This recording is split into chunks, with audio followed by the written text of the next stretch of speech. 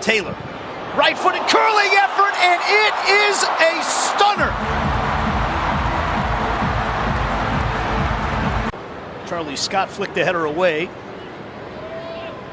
Campana scoops it forward, and this one is turned home, and Inter Miami have gone back in front. It's Lawson Sunderland.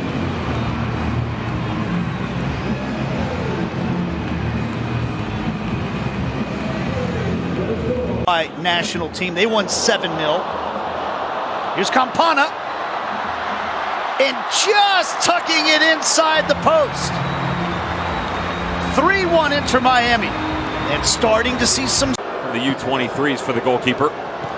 Oh, what a perfect header, turned home by Sailor.